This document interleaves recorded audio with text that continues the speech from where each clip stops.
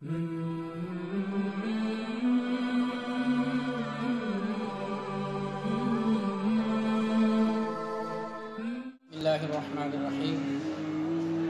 अल्लाह तबारक व तआला ने इरशाद फरमाया समानियत अज़वाजिन मिनल बान इस्नैनि व मिनल माज़ इस्नैनि, और एक और मकाम में इरशाद फरमाया मिनल इबिल इस्नैनि व मिनल बकर इस्नैनि।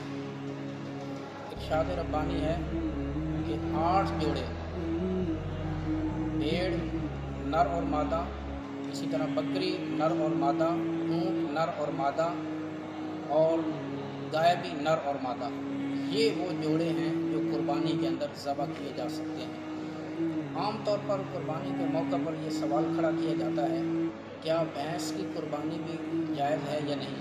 तो उसका जवाब ये है कि भैंस भी गाय की एक किस्म है, और इस बात पर तमाम फुक़हा और अहले लुग़त मुत्तफ़िक़ हैं कि भैंस का शुमार गाय के अंदर है, इसी तरह दुम्बे का शुमार भेड़ के अंदर है।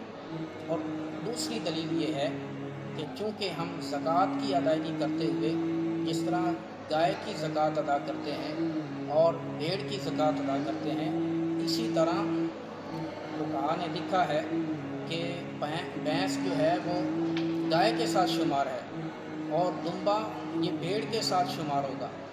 जिस तरह गाय और भेड़ की ज़कात अदा की जाती है, इसी तरह ये भी ज़कात में शुमार होते हैं। जब इनकी ज़कात की अदायगी हो सकती है तो कुर्बानी के अंदर भी इन्हें ज़बह किया जा सकता है।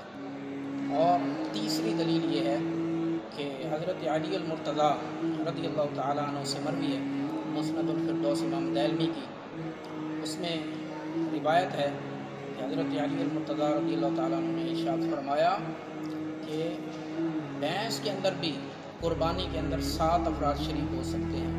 तो लिहाजा इस बात में कोई शुबा नहीं होना चाहिए कि भैंस की कुर्बानी कुरान और सुन्नत की रोशनी में जायज़ है।